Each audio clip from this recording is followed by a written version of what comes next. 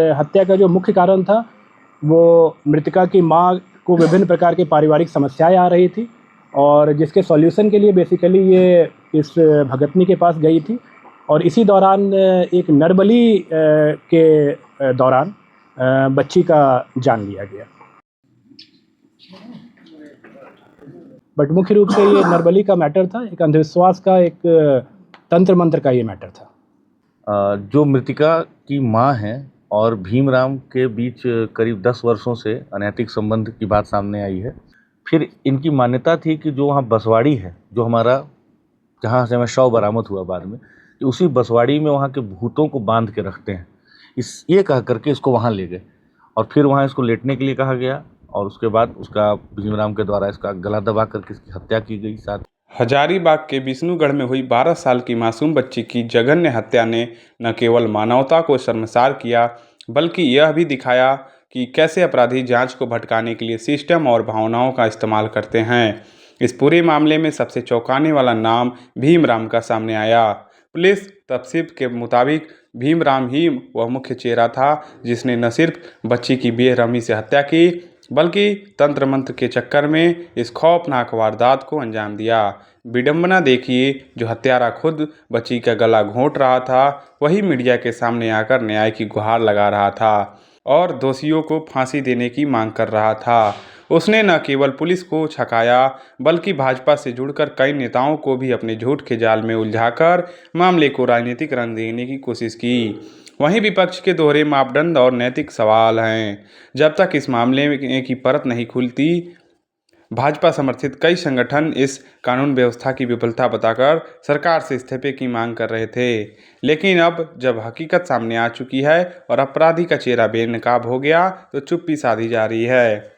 इसके साथ ही हजारीबाग में रामनवमी के दिन हुई 4 लोगों की दुखद मृत्यु ने स्थिति को और गंभीर बना दिया है। ऐसे में सवाल यह उठता है कि क्या नैतिकता और जवाबदेही का पैमाना सिर्फ सत्ता पक्ष के लिए है? जो संगठन और नेता का कल तक सरकार के इस्तीफे पर अड़े थे, क्या वे अब हजारीबाग की इन घटनाओं की जिम्मेदार लेते हुए अपने सांसदों और विधायकों से इस्तीफे की मांग करेंगे? यह मामला यह सोचने पर मजबूर करता है कि क्या न्याय की यह लड़ाई सचमुच पीड़ित के लिए है या सिर्फ सत्ता हासिल करने और एक दूसरे को नीचा दिखाने का राजनीतिक मोहरा बनकर रह गई है। आपके घर की बच्ची के साथ ऐसा दुष्कर्म हुआ है, ये बोलना यही है कि अपराधियों पर जो है सो मतलब सख्त कार्रवाई हो और अपराधी जो है सो मतलब बैकऑफ अभी मतलब कि घूम रहे हैं और अभी जो मौजूदा जो सरकार है, हेमंत सोरेन की जो सरकार है, उनसे भी मैं कहना चाहूँगा कि सर यहाँ झारखंड की जो बहू बेटियां हैं उस पर विशेष थोड़ा सा ध्यान दीजिए और जो भी ऐसे मतलब कि घटना का इल्जाम दिए हैं उसको फांसी के फंदे तक चढ़ाइए। मैं हेमंत सोरेन जी से यही कहना चाहूँगा कि यहाँ की बहू बेटी सुरक्षित नहीं है। ऐसा नहीं लग रहा अपराधी बैकऑफ होकर काम कर रहे हैं? जी जी जी जी जी, ये तो बिल्कुल अपराधी जो है सो बैकऑफ होकर के घूम रहा है।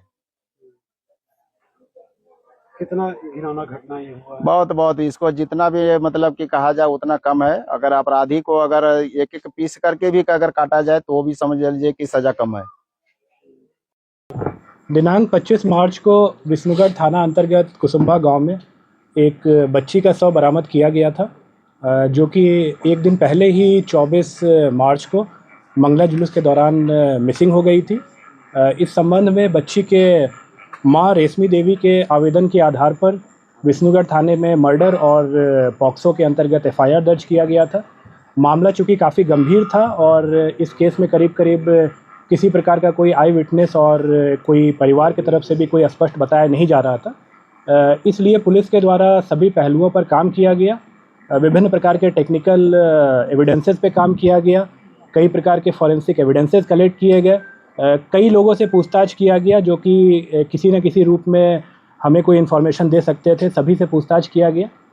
अंततः पुलिस के द्वारा इस घटना में सम्मिलित 3 व्यक्तियों को आइडेंटिफाई किया गया और मर्डर कब और कैसे हुआ ये हम लोग अनुसंधान के दौरान पता कर पाए।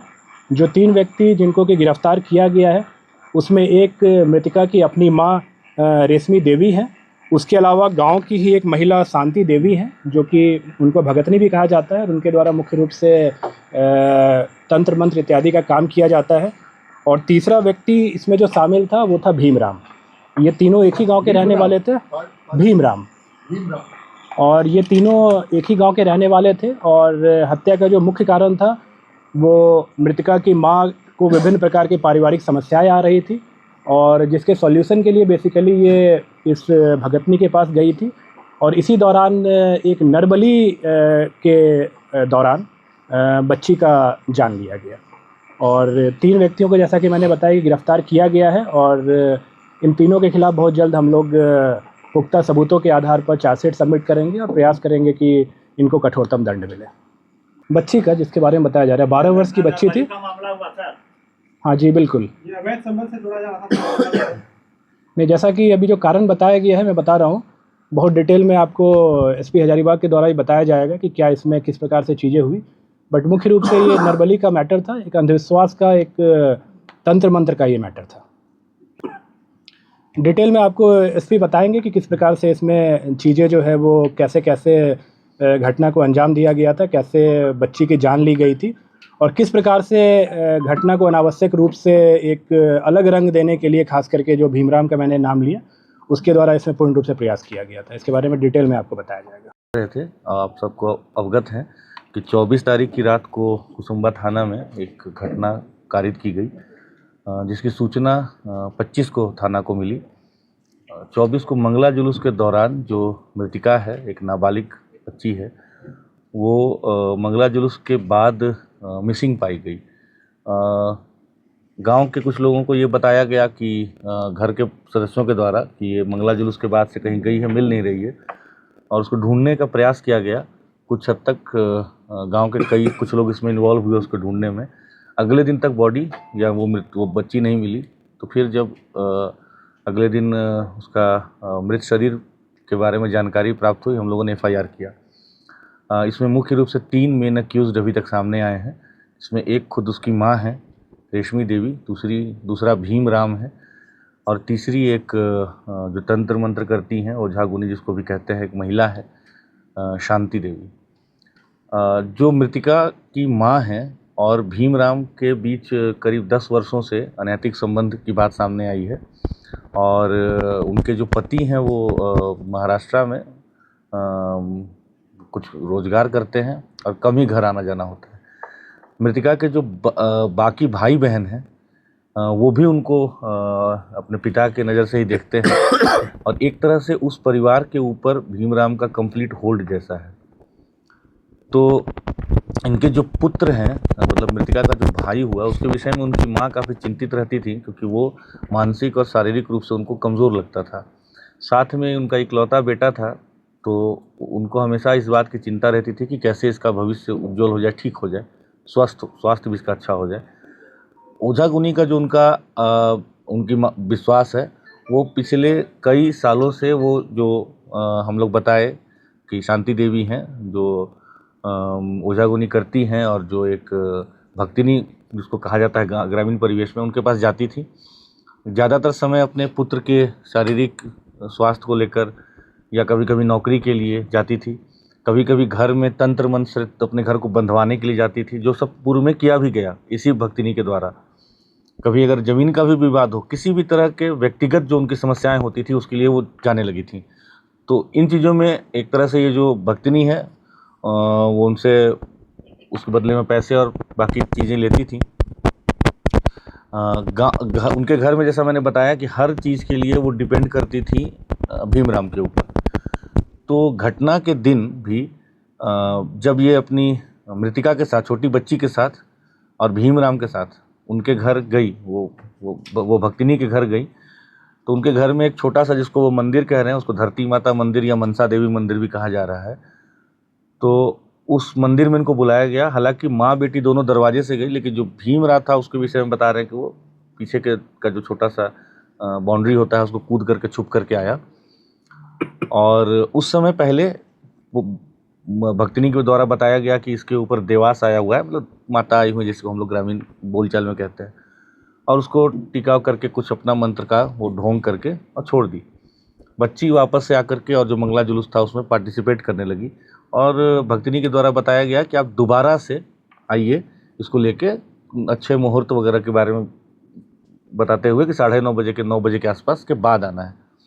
जब दोबारा से गए तो और साथ में ये भी बताया गया कि जो हम आज करेंगे इसका इलाज करेंगे, जो बलि हम देंगे उसमें हमको एक मेल पुरुष का ज़रूरत पड़ेगा। तो मृतिका की माँ इस काम के लिए भीमराम को दोबारा अपने साथ लेके गई और मृतिका को भी लेके गई। उसको बच्ची को पहले बताया गया कि उसको वहाँ बिठा करके वो मंदिर में, जो छोटा सा है उसको मंदिर तो कहा जा रहा है जो भी, तो वहाँ पे बिठा करके उसको पूजा वूजा किया गया, टीका उका कुछ किया गया। उसको मुकुंदाना और इलायची वगैरह का प्रसाद खिलाया गया और बोला गया कि तुम्हारे ऊपर कुछ दोष है, आज हम लोग जो उपचार कर रहे हैं इससे तुम दोष मुक्त हो जाओगी। फिर इनकी मान्यता थी कि जो वहाँ बसवाड़ी है, जो हमारा जहाँ से हमें शव बरामद हुआ बाद में, उसी बसवाड़ी में वहाँ के भूतों को बांध के रखते हैं।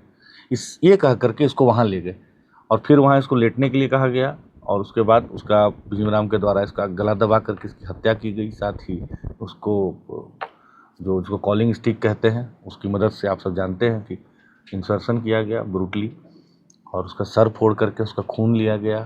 तो ये सारी जो कृत्य हुआ है इसमें हम लोगों के पास काफ़ी पुख्ता एविडेंस और जो सूचना भी प्राप्त हो रही थी और एविडेंस भी हम लोगों को मिला।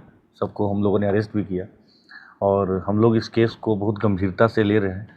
हम लोग पूरी तरह से प्रयास करेंगे कि इसको हम लोग स्पीडी ट्रायल में ले करके जल्द से जल्द मृतिका को हम लोग न्याय दिलाएं और कठोर से कठोर हम लोग उसको दंड दिलवाने का पूरा प्रयास करेंगे। इस कांड के उद्भेदन के लिए 26 तारीख को ही रेस्पेक्टेड डीजीपी मैम के द्वारा और मेरे द्वारा एसआईटी का गठन किया गया था। उस एसआईटी में शुभम थे जो प्रोफेशनल आईपीएस हैं, साथ में एसडीपीओ विष्णुगढ़ थे, इंस्पेक्टर विष्णुगढ़ थे, 2 प्रोफेशनल डीएसपीस थे, कई और अन्य पदाधिकारी भी थे। साथ में कई और अन्य पदाधिकारियों ने इसमें काफ़ी सक्रिय भूमिका निभाई। इसमें सदर एसडीपीओ अमित आनंद है, साथ में वरीय पदाधिकारियों का भी लगातार हम लोग को निर्देश मिला। तो इन सब के कारण हम लोगों ने इस कांड का उद्भेदन किया है। सभी लोगों की गिरफ्तारी कर ली गई है। जो विधि सम्मत सारे प्रोसेस हैं फॉलो किए गए हैं, आगे भी किए जाएंगे और इस विभत्स घटना का हम लोगों ने उद्भेदन किया। आप लोग जानते हैं कि घटना कारित होने के बाद ये भीमराम ही है जिसने कि इस घटना को कई तरह के कलर देने की कोशिश की। बार बार वो पुलिस को गुमराह करने के लिए, इन्वेस्टिगेटिव एजेंसी को गुमराह करने का प्रयास करता रहा, but finally on the basis of very good evidence हम लोगों ने तीनों को आज अरेस्ट किया है। और स्टेटमेंट उनका नहीं देखा है, लेकिन अगर आया होगा हो सकता है। एसपी साहब, तब इसमें कॉम्पेंसेशन नहीं मिलना चाहिए परिवार को?